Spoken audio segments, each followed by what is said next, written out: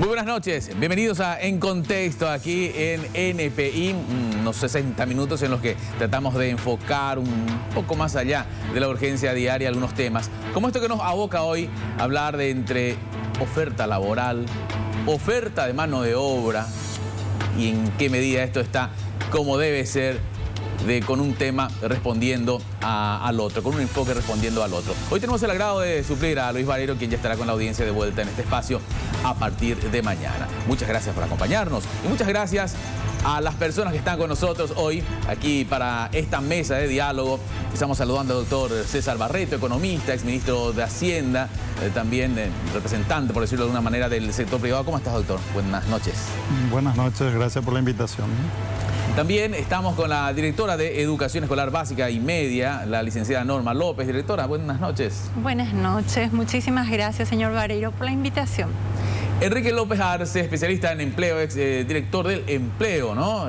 ¿Cómo estás, licenciado? Un gusto saludarte. Igualmente, un gusto enorme estar con usted hablando de esto que nos interesa a todos.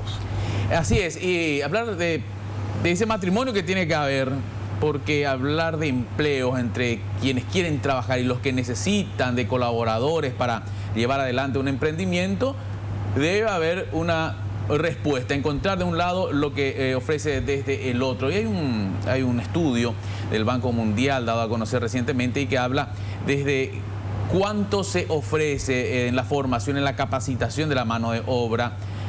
Parte de lo que hablaríamos esta noche aquí con ustedes es la educación universitaria, la demanda de mano de obra de nivel medio, mando medio que le llaman, y qué tan profesionistas somos todavía hoy, porque desde en principio se daba como que llegás, y es lo que señalaba López Arce, decía, a los 12 años todos te dicen, bueno, ¿qué vas a seguir en la facultad? Pero no necesariamente en lo que vas a encontrar trabajo, licenciado, ¿no?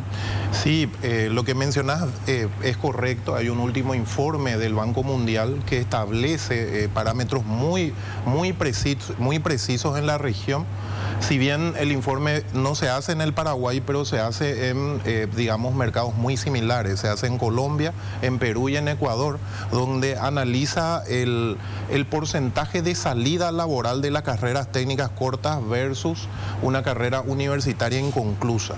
Y estos números son los que de verdad hay que analizarlo. O sea, la carrera técnica corta que dura 2 años versus la de 4, 5 y 6, cuando se termina esa carrera corta, hay un 25% más de mejor salario, hay un 30% más de menos desempleo y un 28% más de trabajar en una buena empresa versus una carrera universitaria inconclusa. Nosotros tenemos 600.000 personas de la fuerza de trabajo que terminaron la primaria, estas cifras oficiales del INE, un poco más de 1.400.000 personas que terminaron el colegio. Y aquí sí está, digamos, un dato interesante. Casi 900.000 personas que llegaron a pasar los 12 años de estudio. Eso significa que aunque sea pisaron la universidad, y de cada 10 buscadores del primer empleo en la región, informe oficial del Banco Mundial, 9 dijeron yo me quiero ir a la universidad. Uno solo analiza el tema de la carrera técnica corta. Sí, a ver, definamos la carrera corta. ¿Qué es? Estamos hablando de las famosas tecnicaturas, sí, ¿verdad? La tecnicatura de farmacia, de refrigeración, de electricidad. Estamos hablando de carreras en institutos, ¿verdad?, reconocidos por el Ministerio de Educación. Se comprende dentro de lo que es terciario, pero no llega a un nivel universitario. Ya. Directora, a ver, desde el Ministerio de Educación, ¿cuál es el esquema de formación que ofrecemos hoy a los jóvenes para que a los alrededor de 20 años, si se les da la posibilidad, si tienen las herramientas, pueden encontrar buen empleo? Bueno, básicamente la educación en el componente técnico tiene como varias opciones. Podemos hablar desde, digamos, nuestros chicos, de cada 260.000 estudiantes que están en el sistema educativo, en la educación media, 60.000 aproximadamente son de la oferta de bachilleratos técnicos. Estos 60.000 estudiantes están distribuidos de nuevo en un 25% de las ofertas de administración y gestión, 25% de contabilidad, 25% de informática y salud, y el último 25% son las carreras netamente técnicas, digamos, con orientación para el campo industrial agropecuario. Esa es la oferta que tenemos en el Ministerio de Educación en la educación media. Luego tenemos también ofertas que son, digamos, como más flexibles o de corta duración, entre las que podemos encontrar la formación profesional media, la formación vocacional. Podemos encontrar ya en educación superior no universitaria las tecnicaturas superiores. Y bueno, también en este momento estamos avanzando hacia flexibilizar otras ofertas tradicionales, que son la educación media abierta y la educación básica abierta, para justamente vincular con algunas ofertas que tenemos en el sector no formal. Esa, digamos, es una tendencia a la cual estamos apuntando dentro del proceso de transformación educativa. Ciertamente, como dice el doctor López, toda la oferta tradicional se está repensando. Los estudiantes ya hoy piensan muy bien si van a tomar o no una carrera universitaria. Ellos necesitan, en primer lugar, que la oferta les tenga sentido a sus vidas, y para eso también el Estado debe mirar cómo estas carreras de ciclo corto vienen a responder a las necesidades del mercado. Entonces, bueno, allí también tenemos como un buen trecho por andar. Sí. Sí. Doctor Barreto, responde a lo que el mercado requiere, efectivamente, lo que hoy se le ofrece desde la formación de los jóvenes. La experiencia que tenemos en las empresas es que responde poco. Tanto la secundaria, los que terminan la enseñanza media, como se llama hoy, ¿verdad?, o la universidad, es muy poco lo que aprenden allí que sea de aplicación práctica efectiva en cualquier puesto laboral, en cualquier trabajo que se esté requiriendo, digamos, ¿verdad? Necesita de vuelta un proceso de capacitación y de formación en el trabajo que lleva mucho tiempo, para que una vez que terminó la universidad o la enseñanza media, si fuera una carrera técnica, hay un periodo en el cual tenés que capacitarle de vuelta para que aprenda efectivamente a realizar las tareas que se le está requiriendo. ¿Por qué? Y yo creo que porque el proceso de enseñanza, aprendizaje por ahí es muy teórico, o no conozco los detalles de la forma que están estructurados los cursos, ¿verdad? Pero es como que mucha lectura, poca práctica, digamos, ¿verdad?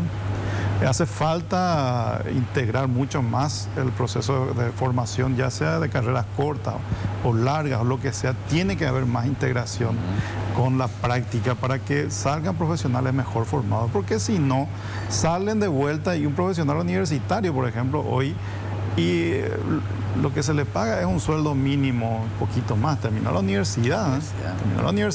18 años de inversión. De inversión. Un poco menos. Y sale, y en el mejor de los casos, un poco más el salario de entrada, es un poco más que el salario mínimo, y ahí demuestran 1 o 2 años y cuál efectivamente ahí se pondera un poco la capacidad real que tiene para lograr resultados en lo que haga, ¿verdad?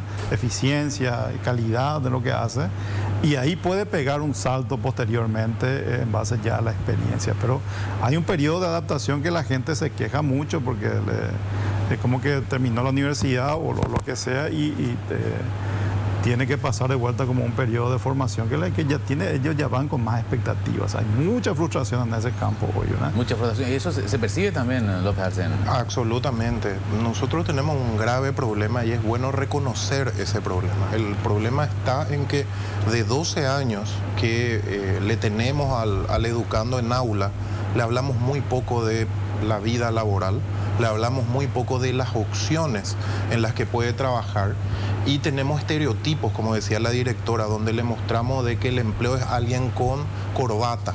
Entonces 12 años de hablarle de eso, después es normal que una de las carreras con más alumnos sea de Derecho. Todo el mundo sabe de que es el ambiente competitivo laboralmente más exigente, una carrera de autoempleo, pero si vos le preguntás a la gente de la Nacional, está entre las 3 carreras con más gente.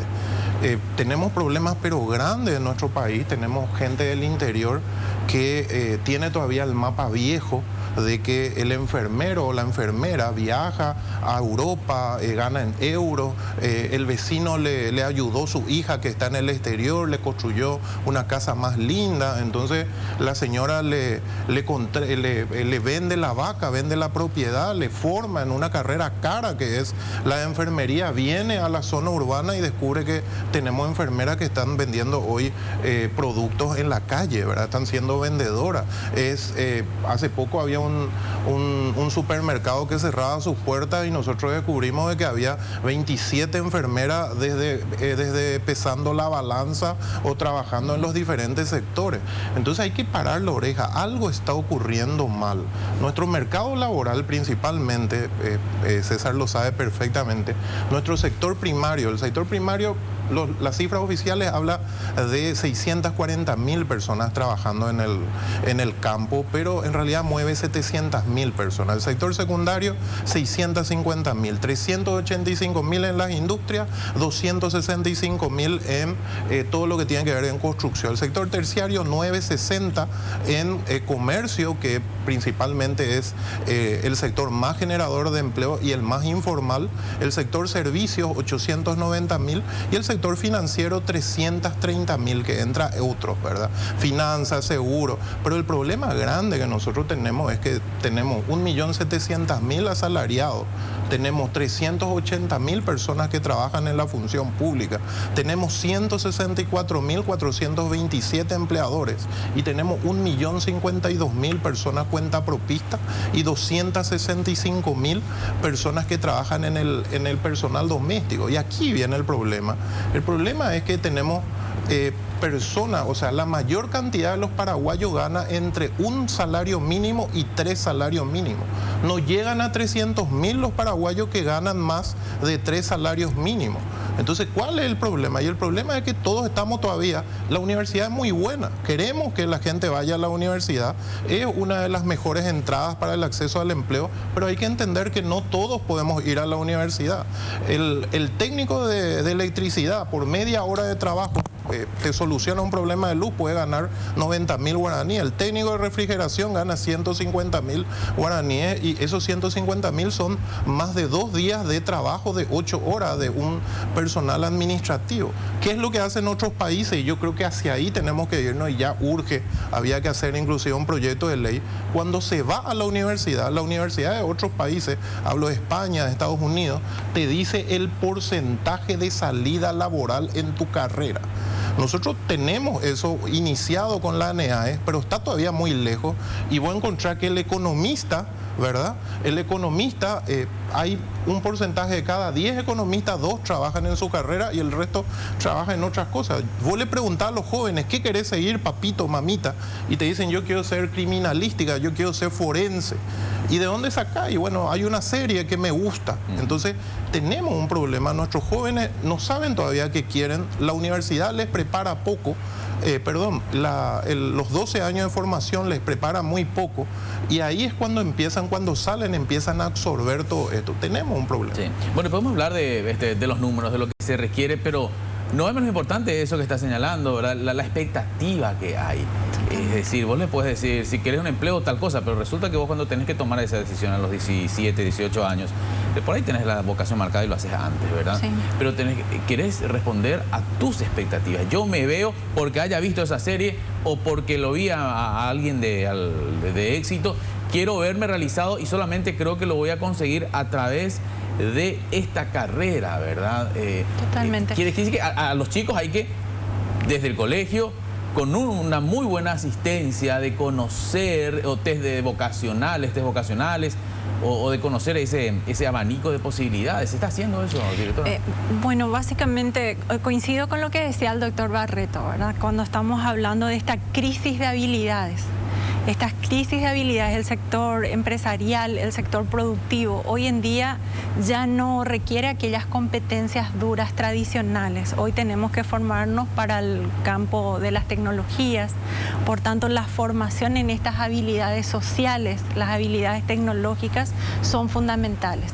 En esa línea vamos en el proceso de construir el desarrollo de la persona más allá de, digamos, de estas competencias que tienen más bien que ver con lo cognitivo, que es la mirada tradicional.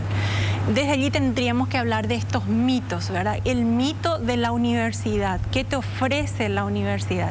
El mito del empleo, de que vas a emplearte y 30 años después vas a jubilarte, eso cambió. Hoy tenemos que formarnos para el mundo del emprendimiento, tenemos que ser autogestores, tenemos que generar nuestros propios recursos. No hay posibilidades de conseguir empleos para todos, ni hay posibilidad de que todos los chicos puedan acceder a una carrera universitaria. Entonces, ahí también hay como una deuda histórica en términos presupuestarios. El crecimiento interanual de la oferta pública va en alrededor de un 1 o 2%. ¿Por qué? Porque no hay presupuesto para la educación para responder a toda la demanda de la oferta, y hay que considerar de que la población también está en un rango etario donde cerca del 50-60% tenemos personas con menos de 30 años de edad. Entonces, la oferta para el segmento del rango etario que nosotros atendemos en la educación media es insuficiente a nivel territorial. Hay territorios donde hay mayor demanda de aperturas de ofertas educativas, y esas ofertas educativas tienen que responder a la vocación de cada territorio. Entonces son muchos elementos, el problema es multifactorial y los recursos financieros siempre son insuficientes. Por tanto, este proceso de transformación educativa sostenido además con una ley de financiamiento, una sostenibilidad de las políticas públicas, podrían darnos algunas esperanzas en la próxima década, ¿verdad? Pero tiene que haber un compromiso de toda la ciudadanía, un compromiso de los legisladores también, porque quizás podemos alentar un cambio curricular, pero ese cambio curricular no va a ser suficiente, sino tenemos también un ajuste en otros factores, como la formación de los docentes. La oferta técnica es costosa. Los laboratorios tradicionales requieren una gran inversión. Por tanto, si queremos hacer una inversión en ampliar la oferta técnica, tendríamos que hablar ya de laboratorios digitales, tendríamos que hablar de centros integrados de formación. Son muchos elementos. Claro, la cuestión de lo cualitativo más que lo cuantitativo, vamos a hablar de eso, pero en el siguiente bloque. Estamos en contexto aquí hablando acerca de la oferta, la capacitación de los jóvenes y las posibilidades de empleo que puedan encontrar en las diversas especialidades. Volvemos en minutos.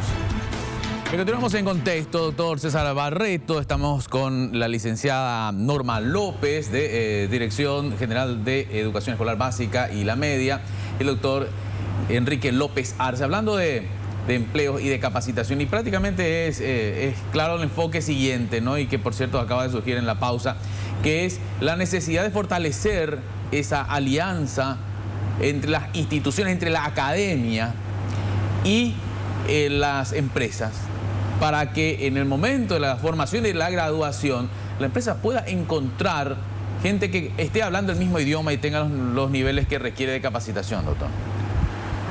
Es fundamental porque, por ejemplo, voy a usar un ejemplo que hay muchos, digamos, ¿verdad? Un taller mecánico, ¿verdad? Que típicamente la forma que los jóvenes se forman es, se van y trabajan de aprendiz en un taller mecánico, ¿verdad? Normalmente muy joven, y empieza a seguir, a aprender cómo se hace la cosa. Empíricamente. Empíricamente, ¿no? No tiene nada que ver con lo que él hizo, se va a la escuela, al colegio, no tiene nada que ver con eso. Él aprende ahí a trabajar, ¿verdad? Y aprende ese oficio de esa manera, ¿verdad? Yo creo que los colegios técnicos o los centros de formación técnica, los cursos cortos, tendrían que ofrecer una formación a esa gente, porque sería muy diferente a alguien que aprende como aprendiz a alguien que se forma con conceptos teóricos prácticos para resolver un problema mecánico de un vehículo, ¿verdad? Con las miles de talleres que hay en Paraguay, ¿verdad? Deberían estar interesadas las empresas importadoras de vehículos que sus vehículos sean aprendidos por los jóvenes cómo arreglar esos vehículos, por su interés, porque mientras más gente esté preparada para arreglar un Audi, es mejor tener Audi, porque es fácil que vos lleves allá, vas a tener capacidad de arreglar cualquier problema que tenga en el vehículo en muchas partes, ¿verdad? Hoy, por ejemplo, vos tenés un vehículo de cierto tipo y tenés 1 o 2 talleres nomás que puedes ir. Cuando vos tenés 1 o 2 talleres, no vas a saber que te va a salir más caro, sí, ¿verdad? Tenés que esperar mucho tiempo porque hay cola, porque qué sé yo, ¿verdad? Hay muchos cuellos de botella en nuestro país de ese tipo que están relacionados finalmente que hay poca gente especializada y preparada, que no son carreras de 6 años, es lo que estaba diciendo Enrique, ¿verdad? 1 año, 2 años o incluso la propia formación técnica en la enseñanza media puede resolver ese problema, ¿verdad? Si está bien enfocado, ¿no? O sea, hay formas de hacer esto, hay experiencias en muchos lados, requiere recursos, sí, o sea, indudablemente. Nosotros creo que estamos discutiendo ahora el proceso de transformación educativa donde de alguna forma tenemos que ponernos de acuerdo. Nos importan estas cosas, si nos importa la gente y nos importa que el país se desarrolle hacia niveles mejores de vida para la gente, hay que invertir más en educación. Pero tiene que haber un compromiso del otro lado también de que los recursos los vamos a usar bien. No para reajustes salariales de maestros, no sé qué. ¿Dónde va la plata? Reajuste salarial para los maestros. Sí, sobre todo en tecnología, digo, tomando un poco lo que decías inicialmente, la tecnología es cara. El Colegio Técnico, el año pasado el Colegio Técnico Nacional tenían las protestas porque nunca se renovó aquello desde que los japoneses invirtieron en la década de los 80 con Kodas, creo que era el director entonces, y hoy día está desfasado. Y algunas especialidades en las que cambió mucho esa tecnología, ¿verdad?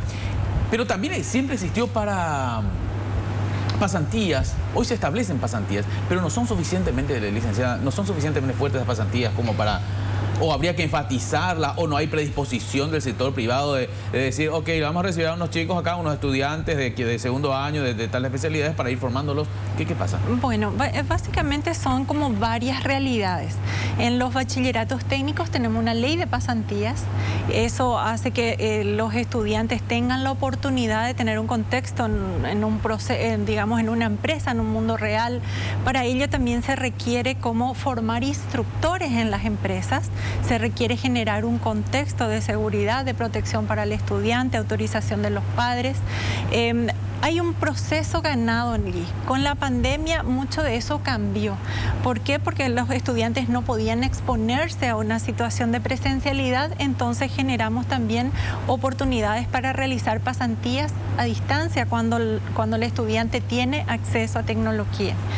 Cuando estamos hablando de un bachillerato científico, estamos hablando de una pasantía sociocomunitaria. Eso implica un vínculo con la realidad, con la comunidad, con el sector, con el ámbito local, y también durante pandemia exploramos como experiencias de investigación-acción, proyectos que puedan generar soluciones para la comunidad. Como bien decimos, no hay suficientes empresas para poder recibir a todo este cúmulo de estudiantes que tenemos dentro del sistema, pero la ley de pasantías permite que también se puedan recibir a los estudiantes tanto en las instituciones públicas, en las universidades, en digamos las organizaciones no gubernamentales. Es un proceso de trabajo, así como bien decís, de acompañamiento, de articulación, de cercanía, de confianza también, ¿verdad? ¿Por qué? Porque atender a unos estudiantes en un contexto empresarial tiene su cuidado y tiene también, por supuesto, ciertos riesgos dependiendo del tipo de empresa. Tiene que ser una empresa del sector formal, tiene que... Sí, son varios elementos. Claro. Claro, digo, que tiene que ser el sector formal. Tiene que estar dispuesta. Ahora, no es necesaria ninguna modificación de ley, por ejemplo. No, para nada. No. Es más bien, a lo mejor podríamos hablar de algún tipo de exención tributaria, algunas, digamos... Estímulos. Algunos estímulos. Eso ayudaría bastante también. Hay fallas de implementación, porque si la gente va y hace pasantía para cebar tereré, ¿verdad? Por ejemplo. Esto requiere un compromiso de la contraparte, de tener un programa de inducción y de formación. Creo que no me acuerdo si son 30 o 60 horas, algo por el estilo que tiene que ser. 40 horas. 240 240 horas. hay que armar todo un programa para que eso pueda funcionar. 3 meses en promedio. Nosotros tenemos que ver qué es lo que se puede hacer sin fondos y tal vez de implementación inmediata, y tenemos que mirar nuestra coyuntura, ¿verdad? Hoy un joven que sale de esos 12 años de formación, lo decía bien César, ¿verdad? Antes que nada conoce muy poco de la ley laboral. O sea, imagínate, va a trabajar mínimamente 20 años y en 12 años que le tuviste sentado, casi no le enseñaste sobre la ley laboral. No le enseñaste a hacer cálculos de horas extra, no le enseñaste en un país donde el 70% es informal cuáles son sus derechos.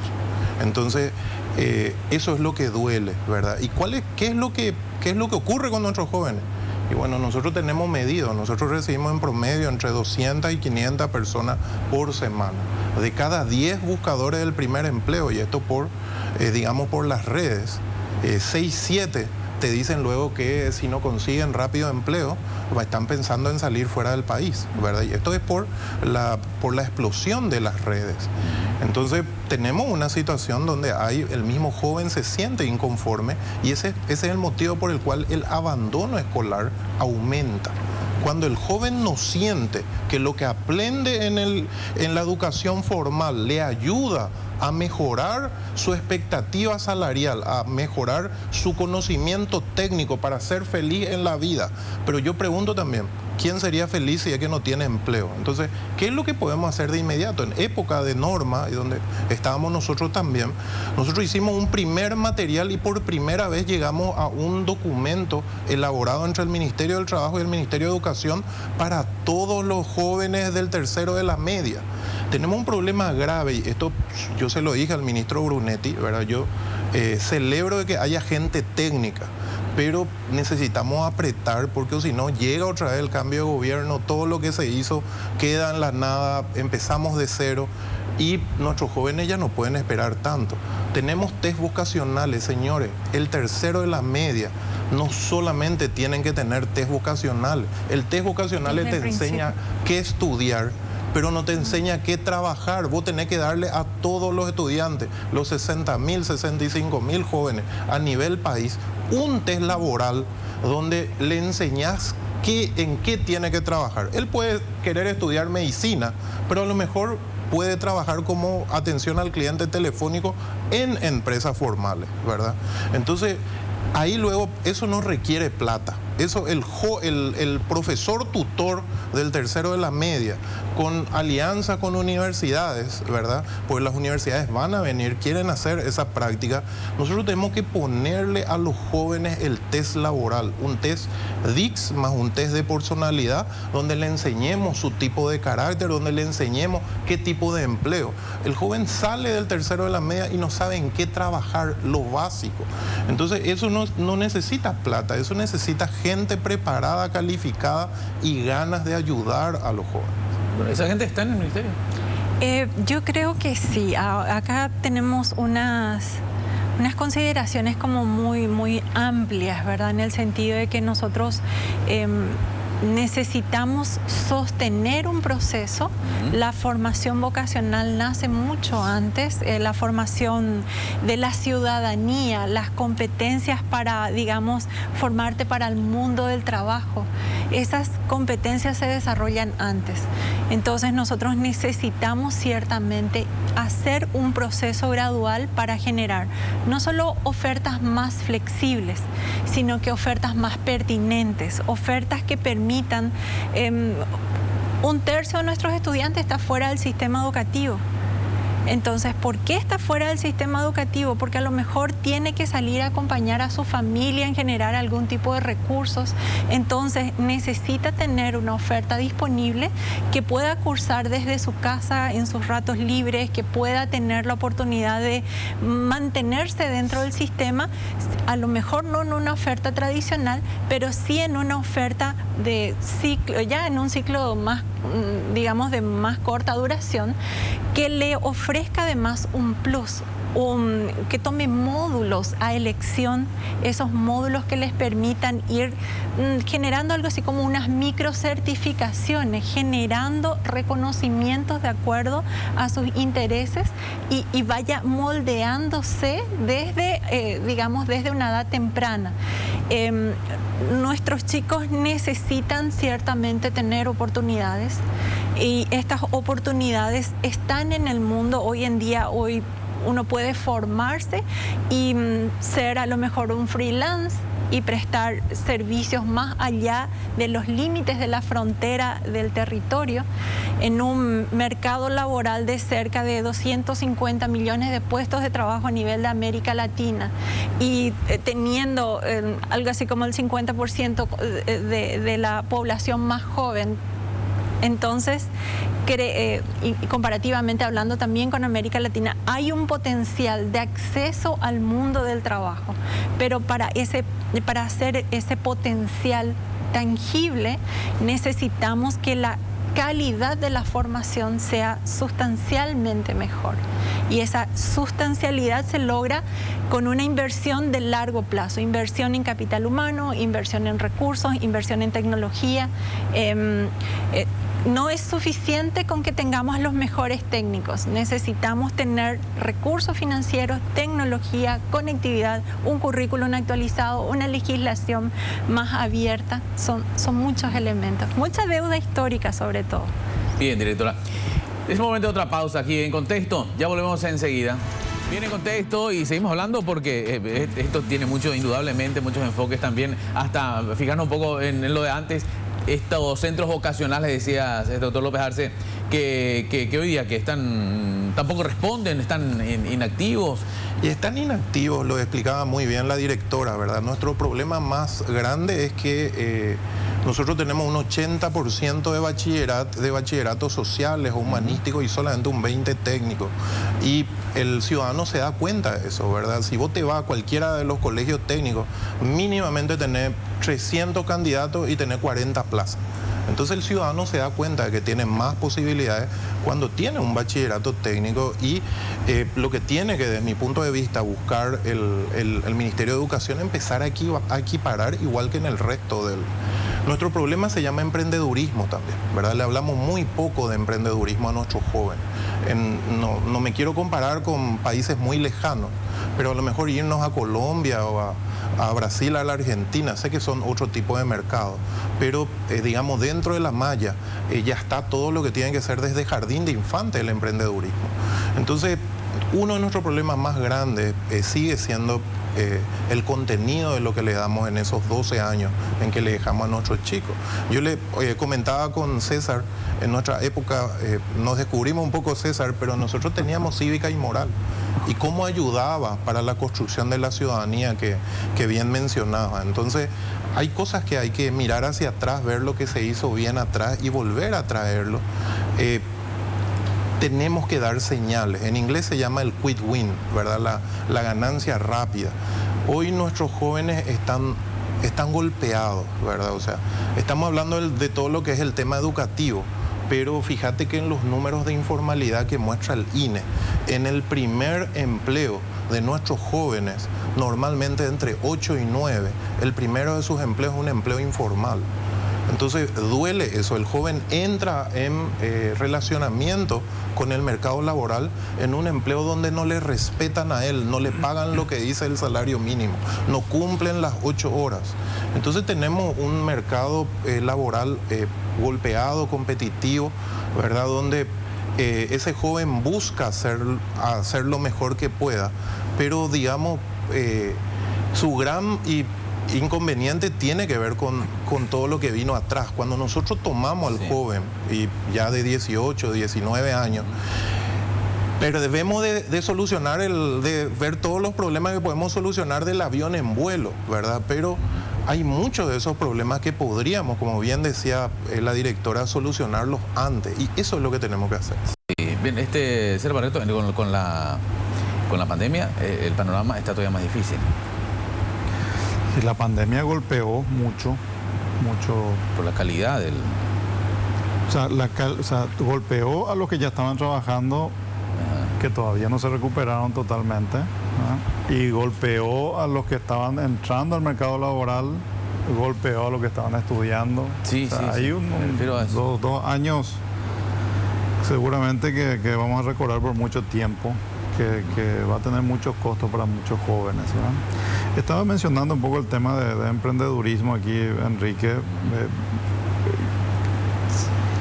No me acuerdo cuánto dijiste, pero 1 millón de personas que son cuentapropistas. 1.052.000. 1.052.000 cuentapropistas. Son emprendedores, ¿verdad? No sé qué hacen, ¿verdad? Son electricistas, no sé qué hacen, pero él se gestiona a sí mismo y encara una actividad laboral que le genera ingresos, ¿verdad? Si él hubiera recibido, él tuvo que aprender por el camino. Él no sabe ni que tenía que tener algún registro tributario para poder hacer lo que estaba haciendo. Él empezó nomás a ciegas porque necesitaba sobrevivir con algo, ¿verdad? Ese es nuestro país. 1 millón de personas es más de 1/3 de la fuerza laboral que tiene el país, ¿verdad? Ese es el país, ¿verdad? Y esa gente no tiene formación. Y él, si hubiera tenido una buena formación en lo que hace, probablemente él tendría un muchísimo mejor resultado de lo que tiene hoy. Le falta conocimientos, ¿verdad? Porque para mí es muy auspicioso que en Paraguay haya muchos emprendedores. Eso es bueno. Es bueno que en un país que esté lleno de emprendedores, tendría que ser un país mucho más dinámico de lo que es. Pero le faltan insumos, le faltan experiencias, le faltan conocimientos, le falta tecnología, le faltan muchas cosas que ese avión en vuelo requiere un enfoque ahí, lo que ya están, ¿verdad? Y tenemos que hacer el cambio estructural que mencionaba la directora, que es para todo el cúmulo de jóvenes que está viniendo, que si no hacemos algo, van a entrar a la misma situación, ¿no? Y otra, lo del el emprendedor, la palabra emprendedurismo prácticamente en mi época, al menos en el colegio, no existió. Lo aprendimos después. Sí, pero es genial. Hoy se conoce como economía naranja, emprendedurismo, varias acepciones. Es el campo, digamos, del sector creativo. Y creo que hay muchísimo potencial en esa línea. La oferta de los bachilleratos técnicos actualmente representa algo así como el 27% de la oferta. En América Latina, eso representa al menos el 40%. Hay mucha oportunidad de crecimiento y todo lo que crezcamos tenemos que crecer en esa línea. Es allí donde hay oportunidades, el campo de las tecnologías. Creo que el doctor López tiene muchísima información respecto a cuáles son aquellos sectores que tienen oportunidad de crecer. También hay un estudio de la OCDE del 2018 que plantea 4 escenarios para el país. Y en uno de los escenarios nos dice: sigan haciendo un poco más de lo mismo, que van a seguir creciendo el 4% del Producto Interno Bruto. Pero si hacen ciertos cambios sustanciales en estas líneas determinadas, el potencial del crecimiento del Producto Interno Bruto a nivel país está en el rango del 11%. O sea, es cuestión de tomar las decisiones correctas, en la línea correcta, en el territorio correcto, y tenemos muchas muy buenas posibilidades. Bien, la última pausa está pendiente, el último bloque también, así que en minutitos de vuelta en contexto. Sí.